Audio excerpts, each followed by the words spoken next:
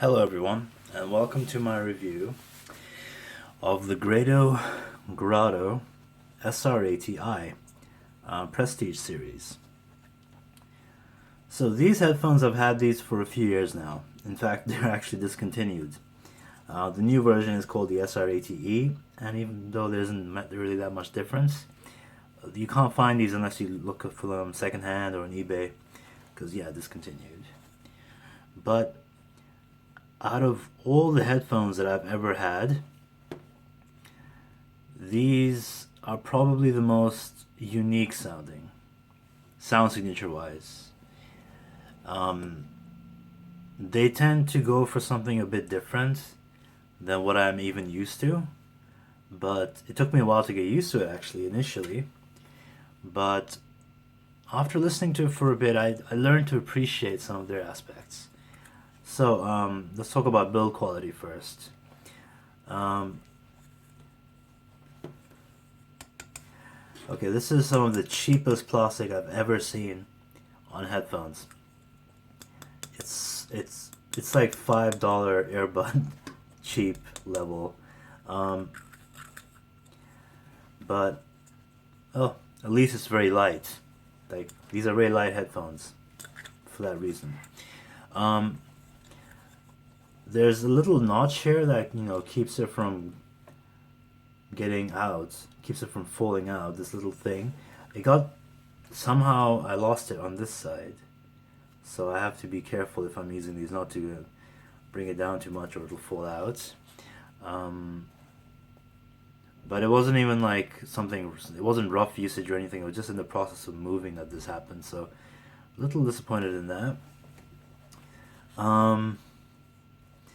These are an open back design, definitely open back, as you can see from here.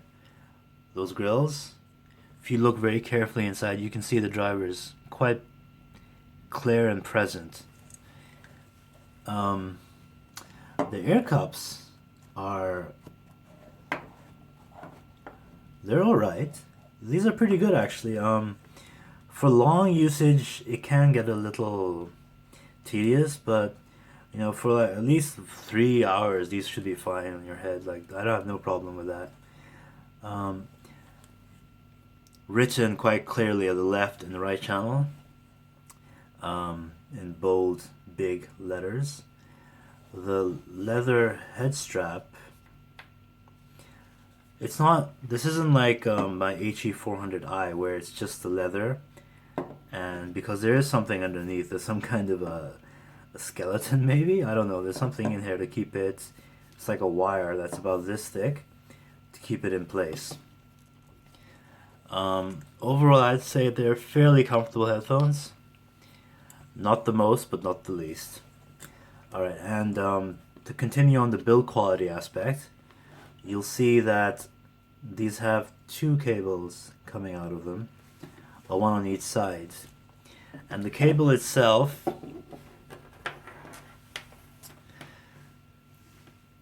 is fairly thick. I do like that it's a thick cable. And you have the gold-plated connector, of course. The connector seems pretty solid. But the cable is non-detachable. So, well, let's get one thing clear. I bought these for $90 a few years ago. I would say early 2014. I bought these for $90 off American Amazon. So $90 and no detachable cable. Some people might say, well, a detachable cable is something you should really worry about in further, the higher up you go in terms of price. And I would agree with that fact to an extent. Like, yeah, but if something goes wrong with one channel, you will have to send this to a Grado licensed repair person. Only they can take a look at that. And I know this for a fact because my left channel gave up on me a few years when was it exactly? It was actually 2015, the first half of 2015. I had to get this repaired. I was in Belgium at the time. I had to get it repaired from a guy in Holland. That was the nearest Grado dealer. So cost a bit to get it repaired, about 35 euros. So just a little anecdote to let you know that you should be careful with these. Like I was careful, but be extra careful. That's all. So we've covered the fact that this is very light, cheap feeling plastic construction. Not much clamp. Open back design, and I'll get to the advantages and disadvantages of that soon. Okay, sound quality. What do I mean when I say that the Grado sound quality is the most unique that I've heard in a pair of headphones? And I use the word unique. I'm not going to say if it's great or if it's bad. I'm just going to say that to my ears, they sounded unique, and it took me a while to appreciate. And the reason for this is these are very mid-centric headphones. There is bass. It's a little distorted, but it's there. It doesn't get boomy or anything. It stays well within its limit. It doesn't overrule the mids. It doesn't muddy up anything. But the mids themselves are quite unique in the sense that they are very harsh sounding mids. They're pushed forward, of course, but they're very harsh sounding. Now, what I mean by harsh sounding is that if you're listening to what I would admit is the best genre to listen to with these headphones, rock and some metal, the guitar sounds very jagged. It sounds very jagged, but this is a very unique thing because that jaggedness makes it feel like the amplifier is actually there and the amplifier is actually cranked. Because if you crank a guitar amp, it's not going to sound smooth and pleasant in live music. It's going to sound jagged because that's the nature of distortion. And distorted riffs on this sound like they are, like if I were to use some silly analogy, let's imagine a guitar riff is a metal guitar riff processed through production and the studio and everything. They take off the edges a bit, make it sound more smooth in the mix. This will take off that smoothness. It will take off the varnish, and then you see the bold and plain interior of whatever that was recorded. That guitar riff is going to sound jagged. But that jaggedness is very, I would say, charismatic, because when you're listening to, let's say, even classic rock with this, you'll hear some difference between this and other headphones that you own. And that difference is what makes this unique. The jagged mids. Now when you're listening to vocals, some vocalists might have a little trouble with this because you won't find their voices, like Johnny Cash for instance. I didn't find Johnny Cash's voice to be a very good mix, very good pairing with these headphones because they tended to sound a little distorted. But if you're listening to soaring vocals, like let's say Robert Plant from Led Zeppelin, like really high-pitched vocals, they come out amazingly in this, definitely. So this is true, like, this is a rock lover's pair of headphones. Plain and simple. Not country, not so much electronic music, not rap, not pop even, rock music. These are for rock lovers. Okay, so yeah, basically the mids, and that is what makes these so unique.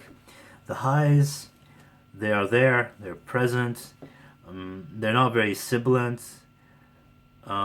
It's funny, but the mids feel like sometimes they could be a little more sibilant, I'm not sure.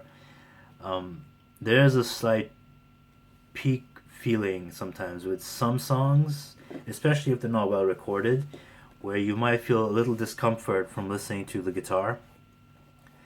But like I said before in other reviews, please make sure you have the highest possible feasible bitrate or source material that you can have when you're listening to music to really bring out the accurate sound that you should be getting. But even then, there are some songs and some recording methods that do sound a little harsh on this.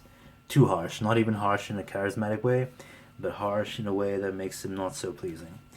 Open back design. Yes, the soundstage on these are fairly good. fairly good soundstage, okay imaging, open back design. So I would not go outdoors with these. Sound leakage is immense sound leakage, as you can tell from just looking at it. Immense sound leakage. Do not wear these in the library. People around you will hear it, and you will probably hear them while they're being quiet because this is that open, definitely.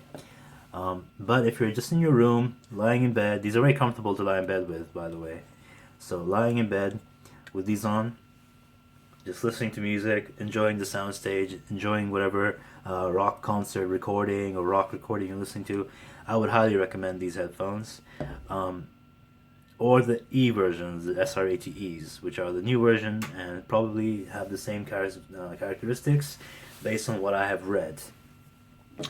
The other thing I want to talk about, just briefly, is that Grado, this sound signature of theirs, is pretty much what I just talked about, the mids being the focus and the harsh, is actually something I've read. I haven't really used any of their other headphones, but I have read that that is a characteristic that is present in most of their line. That's their unique sound. That is the Grado sound that people talk about. Well, that is the Grado sound. And this is the best that I can describe it. I would recommend these. Take care of the cable though, learn from my mistake.